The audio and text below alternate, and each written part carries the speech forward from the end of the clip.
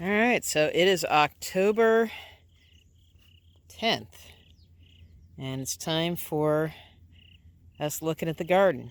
So here's what we've got.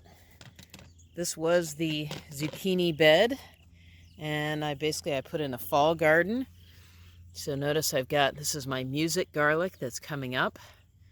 Probably planted it a little bit early, but I also planted some radishes, and they're very quick to mature. So they're doing pretty well. I didn't space them probably as well as I should have, but they're looking pretty good. My main interest here is going to be radish top soup, and I'll see if I can put a link to a recipe in my description. And I've been kind of trying to clean up some of the weeds over here. So I kind of chopped some of that out. I do have some squash left.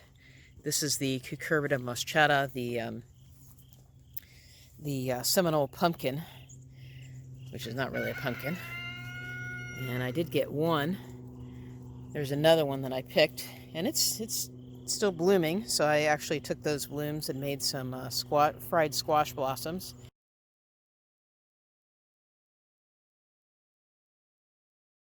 My gourd here, this is my edible gourd. Now this, at this stage, is not edible. I'm using this to save seeds. Now here, this is actually the edible stage. So I'm gonna pick these, and you have to peel them, but you can fry them up and they're pretty tasty. So this is the Lagnaria. This is a true gourd. And notice that we've got lots of spent female flowers that are going to turn into more little edible gourds. This is the Moreno or Morado garlic. And again, I probably planted it too early, but it's coming up pretty well. The radishes kind of got spread around a little bit, but they're doing pretty well. Unfortunately, the insects came back and attacked my what was left of my purple cabbage here. And I've got a volunteer potato out there. I kind of thought to myself, I don't think I'm getting all the potatoes, and I should probably dig it up, but I'm just going to leave it and see what happens, see if it comes back up. Right here, I've got baby tatsoi. So these are ones I'm trying brand new this year, and I didn't space them super well, but they're doing pretty good. I've got my carrots, and they look pretty good. They probably maybe have another couple of weeks before we get a frost that actually kills them, so it's going to be interesting. I was worried about a frost, so I pulled off all the peppers off the Bueno Mulatas pretty much. They produced a few more. Of course, this is my peanut plant, and it's been going to town, but I'm trying to leave it as late as possible so I can get the maximum number of peanuts. So this one tried to go underground, but didn't completely make it. But there's quite a few in the ground, so it's going to be interesting when I pull this one up. But that's my one surviving peanut plant that the birds didn't eat. So you can see the whole bed here. It's not super large, but this is kind of my first experimental fall garden. I will probably put some protective fabric, some floating row cover on the back end of this, to try and keep the tatsoi and the radishes alive. So we'll see how that goes. Tomatoes are still producing, at least a little bit. I had the chickens, we let the chickens in, which they came in and ate pretty much all of the squash bugs that were left after I ripped out the zucchini, and they picked at some of my tomatoes that were not quite ripe, but they're ripening up slowly. We kind of have been having unseasonably warm weather, so they've been doing pretty well. The beans are still producing, the bush beans are still producing the occasional bean. This is my pepper, hot pepper, that didn't really do a whole lot. Here's the cilantro over here. And it's starting to get somewhere. It's almost big enough that I could finally make some salsa. I really mistimed that one this year. Basically, there's some beans left, not much. I'm really basically just letting these go to maturity to try to get some seeds off of them, but they don't really have much in the way of leaves, so I don't know how well that's going to work, but I'm trying. Kale, of course, is doing really well now. It's just really huge, really, really large. So you can see how crazy tall it is compared to the rest of the bed. So I'm just going to leave it. I'll keep harvesting off of it. I know that a lot of times they'll actually make it through winter. So that might be one source of greens through the winter time. I pulled out all the sweet potatoes over here. There's a few volunteer arugulas and other things. So basically I need to dig up this part of the bed. But some of the kale's kind of fallen over, so I'm not being super picky about that. There were sweet potatoes and watermelon. I harvested all of those. And I've got my one really good hot pepper, which again, I'm still somewhat afraid to try, although I've used part of them in some meals. And my green peppers, my Corona peppers, have finally started producing. Now that it's like basically the end of the season. You can see that there. That's the Corona pepper. They're supposed to turn yellow.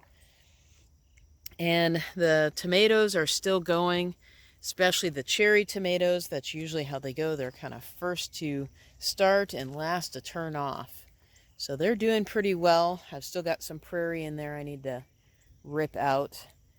And I've actually let the chickens in here and try to pick up some of the extras. Now the okra is still doing okay. I'm not getting a whole lot of production, partly because it's getting so cool at night. But I've left a few of these really large ones as seeds to produce seeds for me. So this is Stuart Z Best, and we'll see how much they can produce. I've got a little bit I need to harvest here. This one right here looks pretty good. I love fried okra, and I like okra in lots of other dishes, so even this little short guy's got some. So maybe I'll put okra here again next year. I'm not sure. I'll have to do some planning. I'm looking at what I'm going to do. But beautiful flowers. Love okra flowers. Members of the mallow family, Malvaceae. So these are the Hopi yellow dry beans. This is our star. I think I would class this as a fall bean because, like I said, it didn't start blooming until August. But it has really nice production, and even though it's mostly grown as a dry bean, you can also get them, and they're pretty good as a green bean as long as you get them relatively young. Now they are definitely not stringless, so you don't want to let them get really large or they will be stringy. But they're pretty tasty. I'm very interested. I'll have to see if I get enough to even try them as a dry bean. As like I said in my last video, this plant, this particular source does not sell this variety anymore. So I can't get any more, so I gotta save seeds. I don't really have a choice in this case. There are some other sellers that supposedly have it, but when you get it from a different source, you can never really be sure, is it really the exact same thing?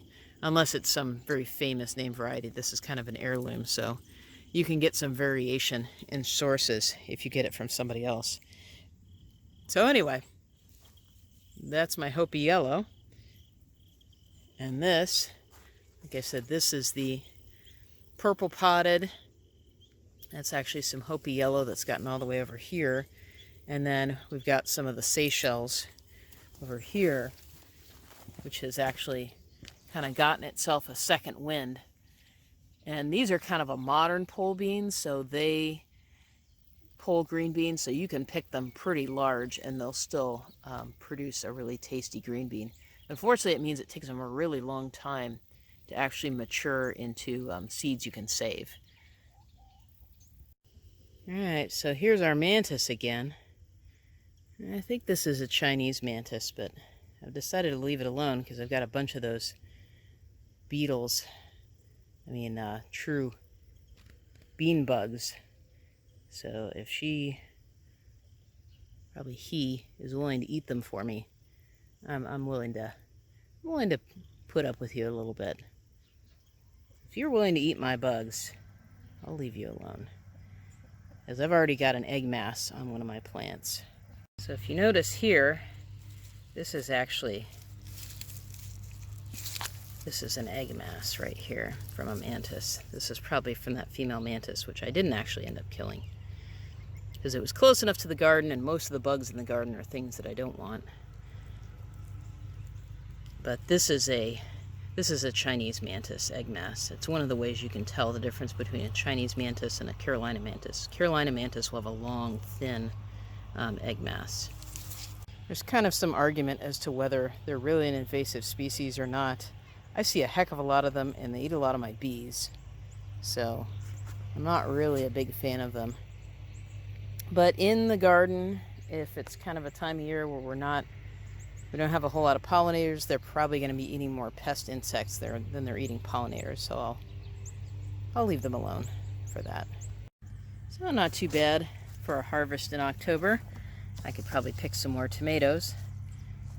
But green beans, I picked some that are going to be dry beans. And I've got some okra. And then I've got these edible gourds. So I could, of course, pick a lot more kale. I'm not in a kale mood today. So this is my herb garden. And I've still got a few of these little guys. Or gals, for that matter. That's my dog. This is a lovely little sulfur butterfly. And they really seem to like my zinnias here, which kind of went a little crazy. Some serious craziness as far as zinnias go.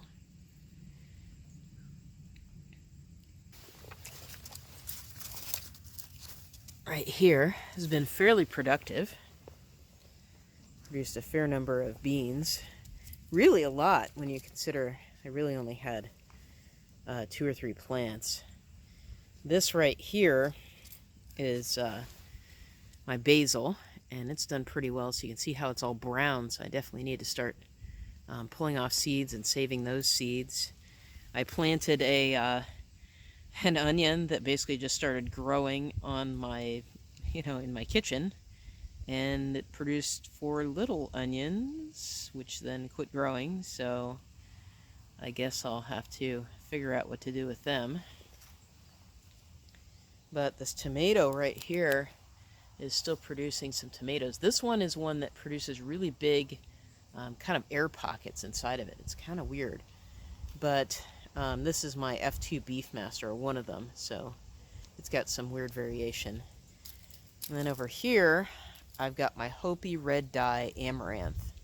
It's really a beautiful plant. It's produced a lot of seed, and the leaves taste basically exactly like spinach. And the nice thing is, it likes warm temperatures, so unlike spinach, you can actually grow this all summer and get leaves off of it. And then I've got my pepper plant, which is, oh, there it is. It's kind of hidden in there. That's one of my Puma peppers. Super hot, but apparently that didn't deter the tomato hornworms. I don't know if there's another species that eats peppers. It looks the same, and it really just kind of chewed them up, which is unfortunate, but I'm a little scared of those peppers anyway. It looks like one of those tomatoes is actually red. I should probably go pick it.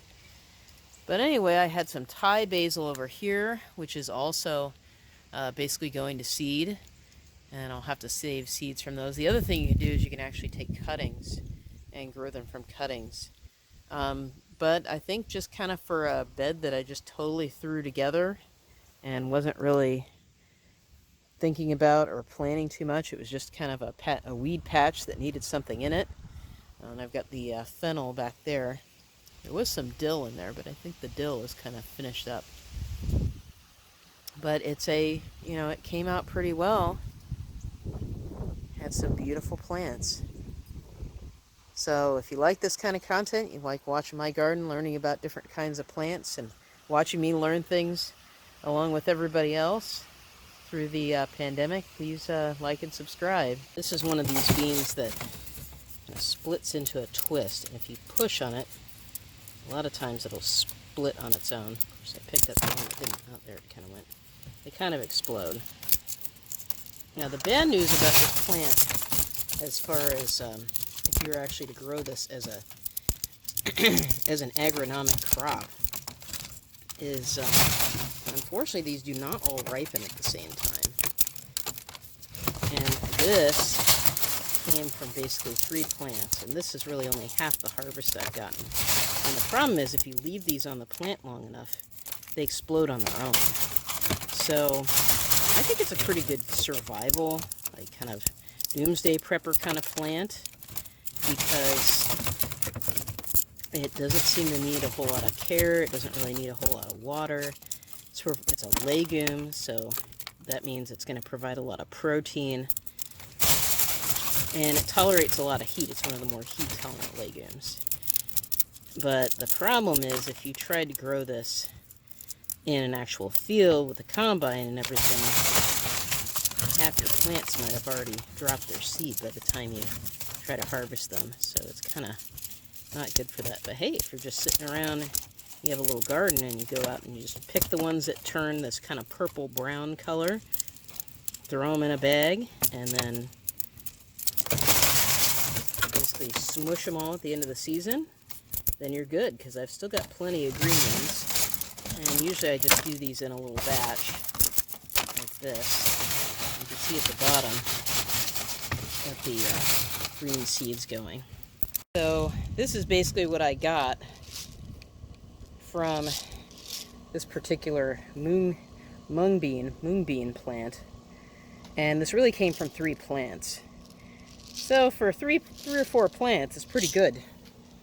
And I've still got, I don't know if these guys are going to make it, I've still got some green ones left,